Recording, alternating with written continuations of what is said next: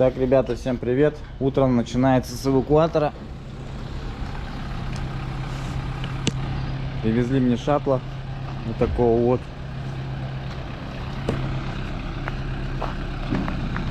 Здрасте. Все, сломался?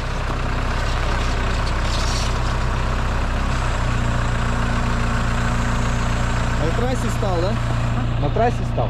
Не, возле дома как раз. А, возле дома. И все, не втыкаешь передачу, он не едет, да? Едет. А, Ну, вообще, чуть-чуть поедет, когда устанет. ну, сейчас пускай ее так пока сетуют своим ходом, а потом в гараж заедем, диагностику сделаем.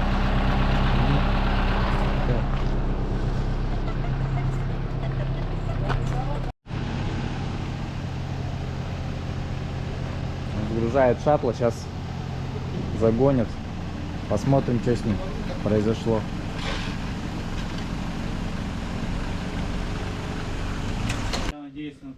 Итак, ребята, новая работа у нас, вот такой шаттл, опять очередной пригнали. В общем, что-то у него с подшипником, ну что там с подшипником, в бачке актуатора в первом нету жидкости тормозной, я сегодня уже посмотрел, вытекла. Пробовал я ее калибровать, не калибруется. Привезли ее на эвакуаторе, у человека резко запахло сцеплением, ну и как бы машина никуда не поехала. Так что вот такие, ребята, дела. Сейчас Макс будет ее разбирать, будем смотреть, что с тачкой. Остался у нас последний выжимной подшипник оригинальный. Скорее всего, мы сюда будем оригинал втыкать. Тот шаттл мы сдали, черный. Все, сегодня уехал клиент. Все нормально, как бы. Будем сейчас этот в работу брать. А холостой как работает? Ну, вроде работает, Нормально? что ли. Ну, там, короче, муфта развалилась по-любому. Скипятнулась она. Тефлон, походу, по пиздосу пошел. Прикольно. Цветочка. Подсветка прикольная. Вообще комплектация это не бедная. Видно, что перфорированные сиденья. Ну, эти. С кожей. Кожа с материалом. Ну, Плюс вот такие подсветки у него шикарные но есть. это не полная комплектация. Это не полное, адаптивного нет. Но приколюхи. Подогрев сидений нету. Тюнинг. Без контроля нет. Тюнинг присутствует. Приколюхи всякие вот такие. Ну, это хуйня, братан, продается везде. В Китае, даже, наверное, на Алиэкспрессе продается. Экспресс целая гора. Да? всякой хуйни. Но тачка вот такая вот, аккумулятор мертвый, старый. Аккумик вообще дохлый какой-то стоит. Уже не родной, по-моему, аккумулятор. А нет, родной Honda от Terry какой-то.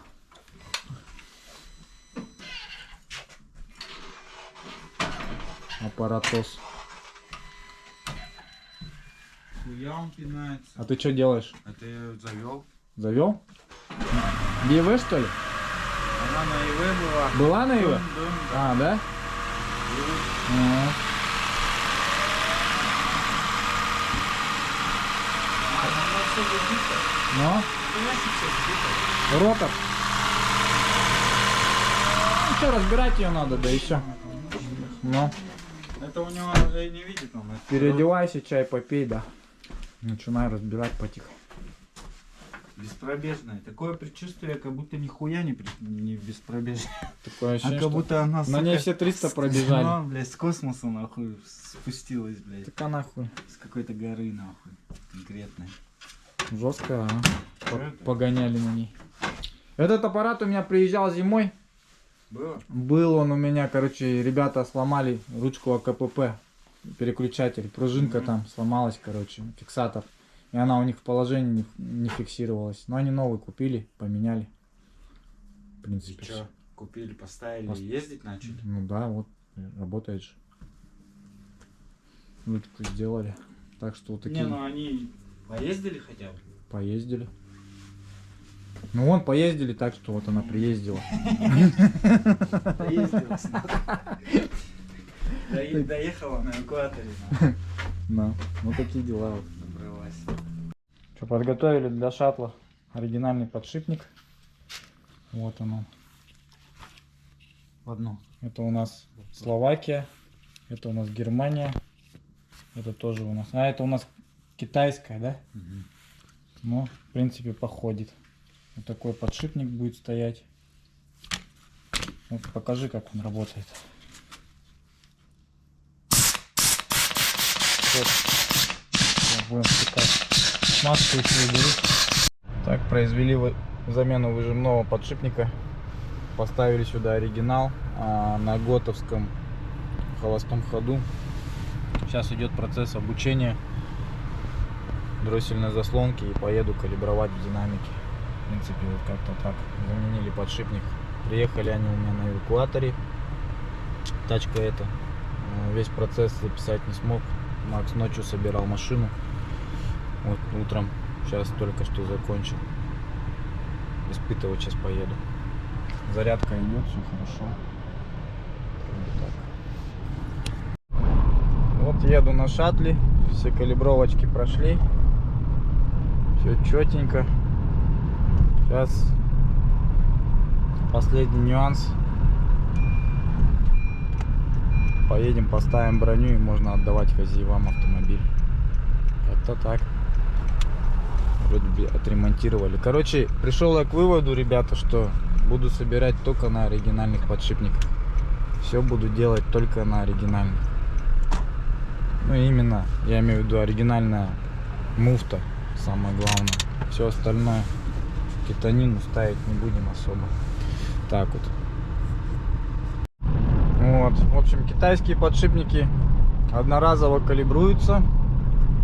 И проблема у них такая, что могут зашуметь, может просто изначально не откалиброваться и все такое. Поэтому оригинальную муфту будем собирать, а на него уже можно и какой-нибудь подшипник китайский поставить, ничего страшного. Но муфта должна быть Ориго обязательно.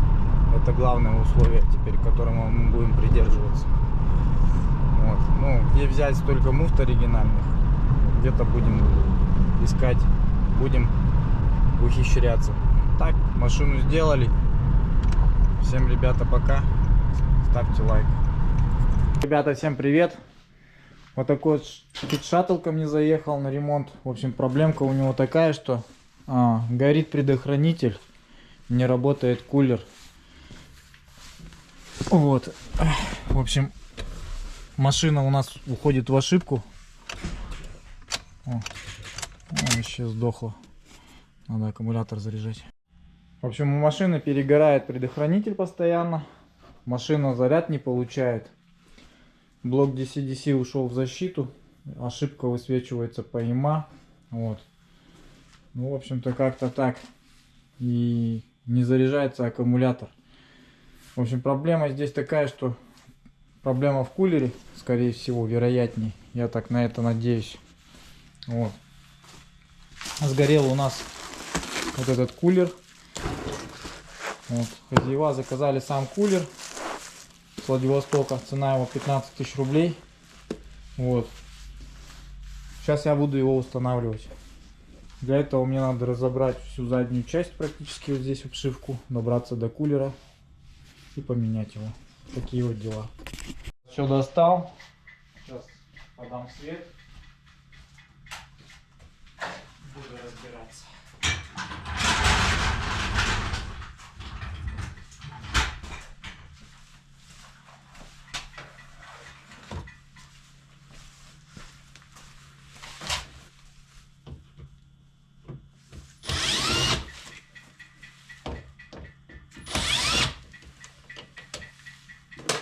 И под обшивкой.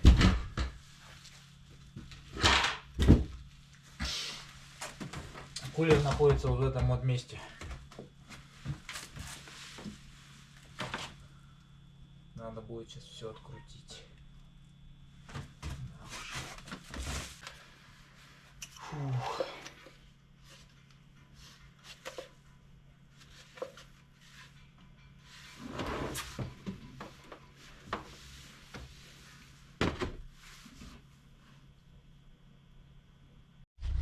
Ну вот, запускаю Fit Shuttle, поменял я кулер. Все, сейчас буду сбрасывать все ошибки, заводить машину, смотреть.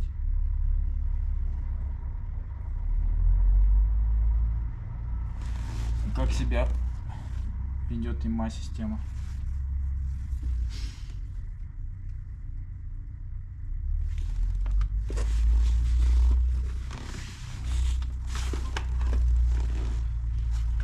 А так тачка прикольная. Машины эти очень надежные, у них обычная вариаторная коробка. Вот. Единственное, что вот это вот у них беда. Кулер выходит из строя и начинает гореть предохранитель. Вот здесь вот. Предохранитель горит первый ряд, по-моему, 10 амперный. Первый ряд вот с этой стороны, если считать. Там их 4 предохранителя. Один из них 10 амперный. Он перегорает все время. И пока ты не отключишь фишку от кулера, она будет гореть. Потому что кулер внутри закороченный. Мозги у него закорачиваются и все. После этого выходит ошибка по аккумулятору. То есть аккумулятор не получает заряда. Выходит ошибка ИМА. И он кулер как бы это самое не запускает. Кулер тест тоже не проходит по ХДС. Такие вот, ребята, дела. Вот такой вот Fit Shuttle. Это егошняя болезнь. Ошибка у него, я забыл как там. Там есть, я потом расскажу, какая ошибка, номер.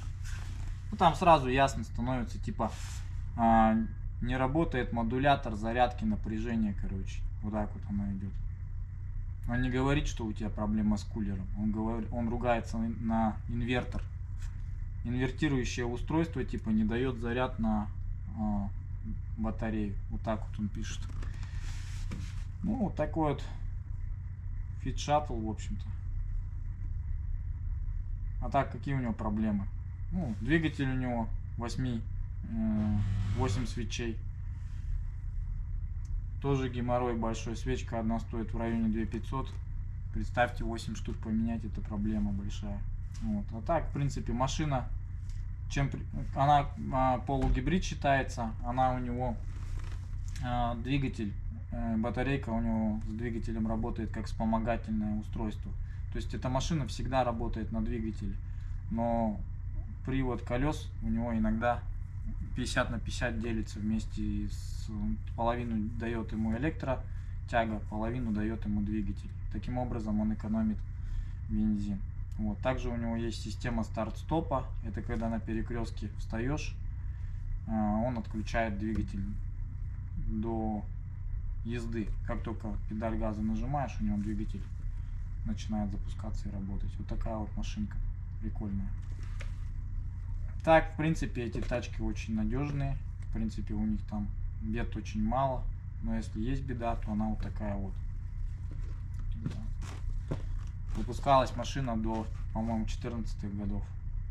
12-е года есть машины эти. Ну, короче, есть переходник с 14-го года. Это уже пошли у нас просто шаттлы. Вот там она до 14-го года, до какого-то месяца эта машинка выпускалась в Японии. Вот. Также у нее были отзывные компании. Вот. По наклеечкам видно, что здесь какая-то есть отзывная компания. Вот наклейка номер 3972. Японская наклеечка есть по отзывной компании. По интерьеру тачка очень прикольная. Она вся вот такая. Здесь аэрбэги, бардачков куча. Панель интересная, руль интереснее, чем в Приусе, конечно. Но посадка мне, если честно, не очень. То есть мне приборная доска, да, прикольнее, чем в Приусе. Но посадка в Приусе поинтереснее. Отделка кожи тоже здесь интереснее будет. Здесь тряпочка, здесь такая очень даже, знаете, тряпочка такая, она прям приятная. Она как этот, в 80-х, 90-х годах машины были качеством. Вот такие вот примерно у нее уже отделка. Вот это вот уже пластик дубовый, но он немножко качественный. Вот здесь хуже пластик, чем на дверях. Вот здесь вообще дубовый. Вот здесь тоже весь дубовый, короче. Ну, что еще рассказать про эту машину? Вместительная семейная тачка. Расход у него, конечно, нормальный, радует, в принципе.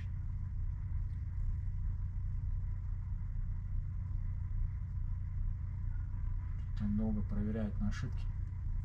Жесть какая-то. Ну вот убрал я уже все ошибки. Все, ошибок больше по машине нету. Напряжение у него аккумулятора тоже пошло зарядка. В общем, вот такой вот был ремонт Honda Fit Shuttle с ошибочкой. Ошибочка у него, я сейчас скажу, какая была. Ошибочка у него была вот такого вот рода. Так. Так. Везель. А где же ихняя? Где же ихняя? Я забыл. Вот она. Неисправность цепи электродвигателя вентилятора, потеря связи ВСА. Ошибка B1241. По-моему, вот это вот ихняя была машина. Да. Также у него вот смежные ошибки были 0122, 1064, 1142. Вот такие вот у нее проблемки были. В общем, вот мои наряд заказы. По ним делаю. Здесь мы блок АБС будем заказывать. Ко мне Fit просто проезжал. Там проблема по блоку АБС, будет замена. Везель мы отремонтировали. Низкое напряжение DC-DC было у нас. В общем, по электронике. В общем, хватает у нас ремонтов. Тачки от нас уезжают. Вроде бы все мы ремонтируем. Все люди довольны остаются. В принципе. Вот. Не только роботизированные коробки ремонтируем, но и вот такие вот ремонты есть. И батареечки ремонтируем на приусы тоже. Поэтому все нормально. В принципе, все у нас получается. Год прошел уже, считай, как мы открыли гибридку. И в принципе мы уже немножечко имеем представление. Имеем представление по всем этим автомобилям, по Хондам, по Тойотам, что у них ломается, какие у них есть болезни, болечки, как их устранять. И все вот в таком роде. Так что, ребята, ставьте лайк, кому нравится наш контент. Мы вот будем рассказывать вам о всех этих автомобилях, о гибридных, какие с ними бывают проблемы. Ну и ставьте нам лайк за то, что мы как бы работаем, все это дело показываем. Какие вам гибриды покупать, какие не покупать, это уже решать вам, что лучше, что Honda или Toyota. Тут уже мы вам показали все проблемы, а вам остается только выбрать автомобили. Вот. Сейчас скоро придут китайцы, Чинганы всякие, вот такие машинки. Мне очень тоже интересно будет с ними повозиться. Первые машины как придут, я думаю, что мы будем ими заниматься. Вот. Мне очень интересны эти тачки, из чего они состоят. Они большинство тоже на роботизированных коробках передач. И я думаю, что мы с ними тоже справимся. Такие вот дела. Все, всем пока. С вами был Евгений, Гибрид Центр Якутск.